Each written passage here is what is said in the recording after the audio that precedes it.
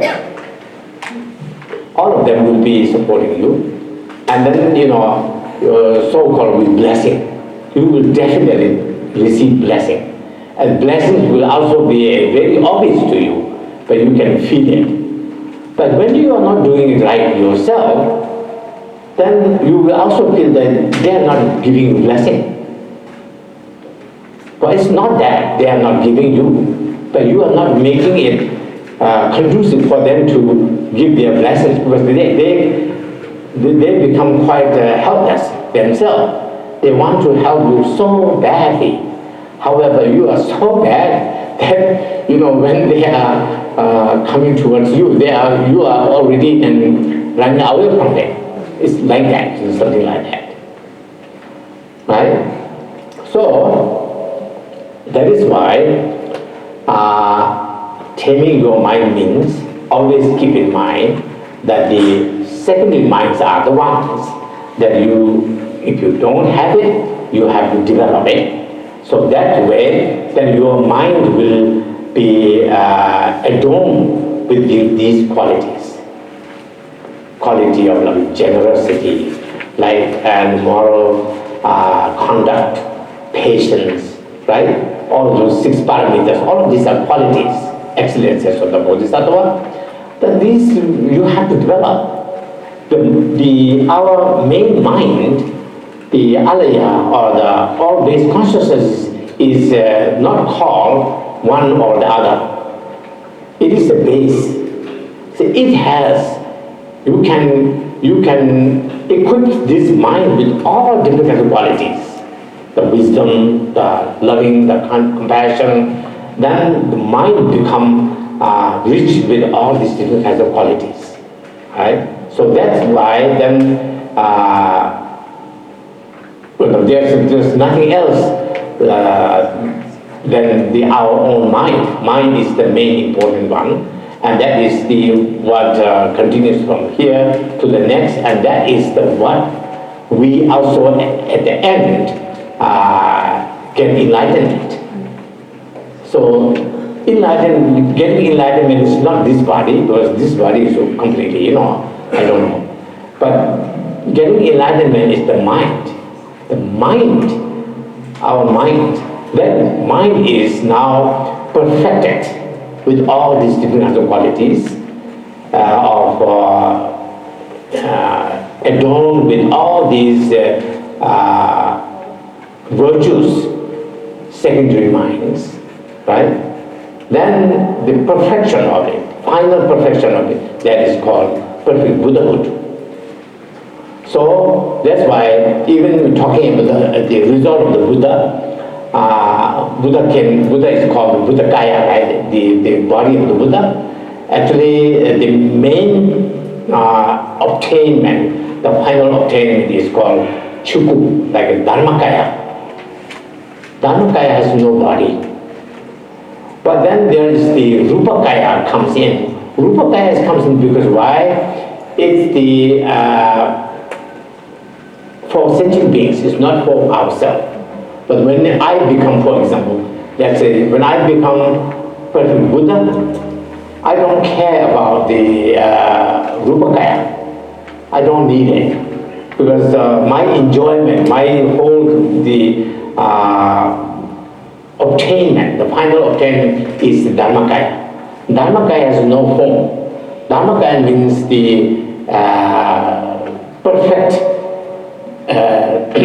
final, right, the state of the mind. That mind at that time is actually no longer called mind or sense, it's called wisdom, the wisdom of the Buddha. But then Rupakaya, the form body, emanated from Dharmakaya because of the need for sentient beings in order to help them, but not for ourselves. Because when we say, like when we try to achieve Buddhahood, then there are 2 different purposes. Purpose for oneself or purpose for others. The purpose for oneself is the Dharmakaya, that's it. You do not need anything else. But for other people, then you have to you have to help sentient beings. For that, you have to perform activities, the holy activities of the Buddha. In order to perform activities, you need a form, you have a body. So that's why Rupa Kaya, right? Form body. The form body is also further divided because one kind of Buddha body cannot serve for everything, everybody. Because there's the Sambhoga Kaya, it's one kind of form body of the Buddha. But some Bhoga Kaya is not accessible to ordinary beings like us. It is only for higher level Bodhisattva. So since Buddha is so compassionate, he doesn't want to leave anybody out. And he wants to include everybody. He wants to help all. So for that reason, then he emanated another form body which is called Nirvana Kaya. And Nirvana Kaya also has many different Nirvana Kaya. Supreme Nirvana Kaya is like a Buddha Shakyamuni. Otherwise,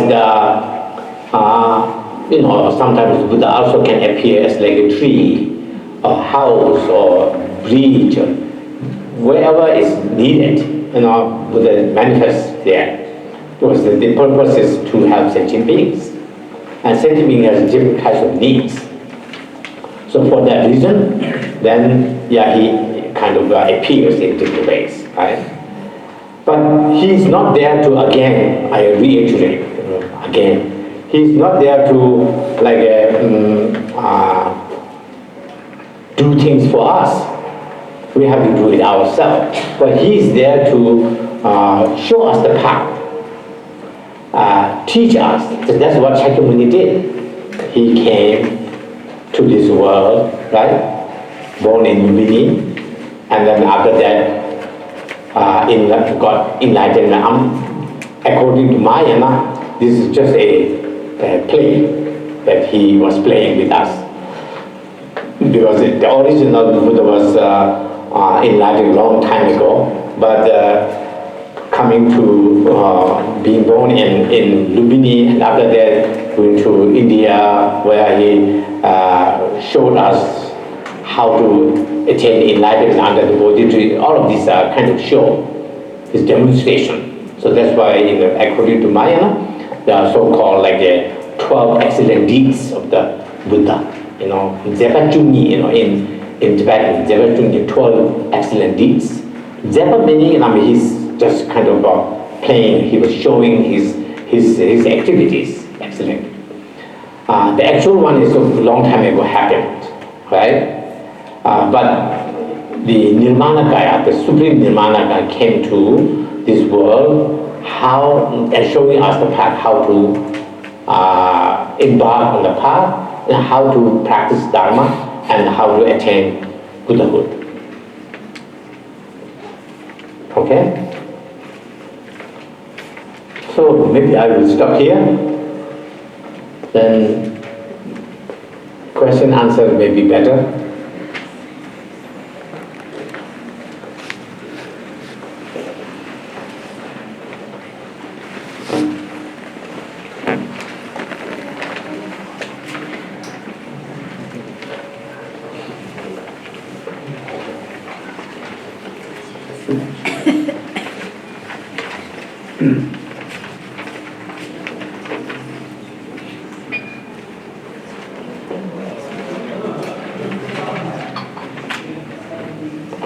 So any kind of question is welcome. You don't have to feel like a question has to be something very profound, something, No, any question is fine.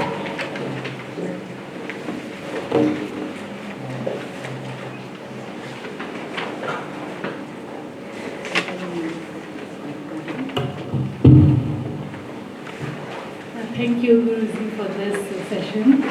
I call you Guruji because you're master here. I can speak without mic also. Thank you so much for this session. It is a kind of awakening. But I just want to ask one question. since like we have reached to this age, like comparing to my age, I'm already old enough, so I have not practiced like what you have said. I need to add on in that karma. So I think whatever I do is from my brain, so which is like moment to moment it is feeling good at one time and bad at one time. So at that stage, from my stage, how do I start so that I cultivate a little of these things in my the lower level of the mind which you said? How can I practice that? How? Of course, it's always better if we are able to start when we are very young.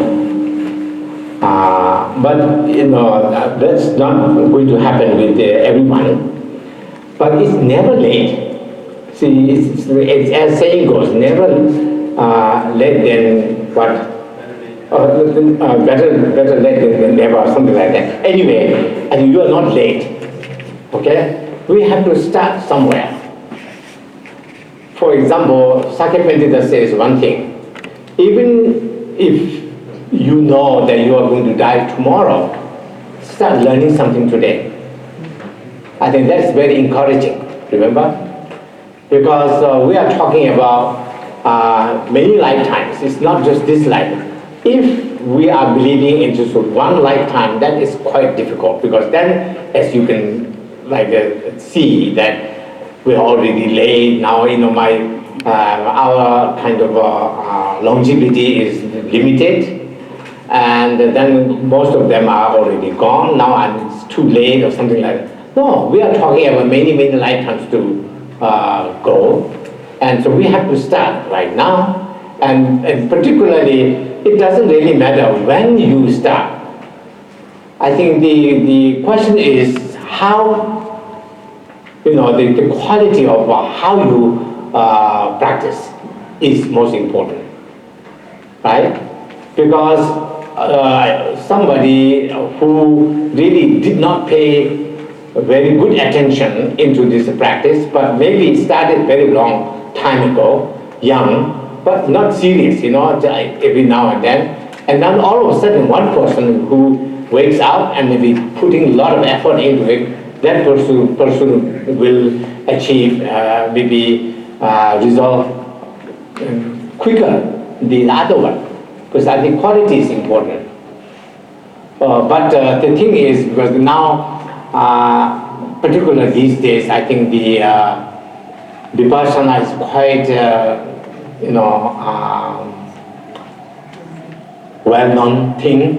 Many people like it. Many people also join this Vipassana practice. But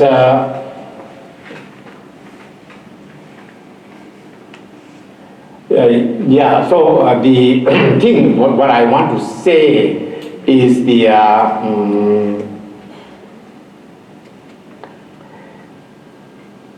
have to start, because it's not that thing is you may have to as you said, maybe some days good, some days bad, things like that. That's the normal thing, right? But how do we make ourselves better all the time? We can't just wish for it, right? Also, you have to know what can help you to do that. This is where I'm trying to get in, like this Vipassana, if you are doing that kind of training, I don't know what is their topic there. Usually, I think I was told that they are more emphasizing on the mindfulnesses. It's very important. Mindfulness, what is mindfulness? Because mindfulness is, today I talked about taming our main mind, which is the all-based consciousness mind. And then how to tame it is to make sure that all the positive and the virtuous secondary minds give rise to that all the time. But how do you do it, right? Because you need somebody, usually, for example, when we are growing up, our parents are ones that always remind you maybe early in the morning, waking us up, constantly, right? Similarly, in our life, we also need somebody or something that reminds us all the time. And that reminder for us is the mindfulness. And you have to have this mindfulness and also introspection, these two. And these two are taught very, very in detail in the so-called Bodhicharya Avatara. So you must study that text, Bodhicharya Avatara, written by great Indian master Shanti Deva, and it is available in many different languages today, including its commentaries. So without the mindfulness and introspection, I think the constant practice is quite difficult. But when you train yourself, when you educate yourself with this mindfulness and the introspection, then, for example, you like to be generous, you like to be compassionate, right? But it's quite difficult in the constantly being very compassionate, but the mindfulness and the introspection will help you to gain that kind of quality.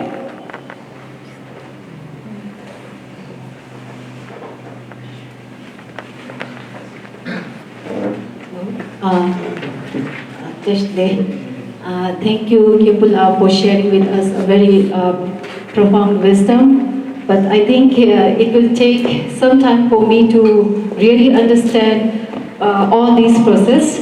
But I'll work on it.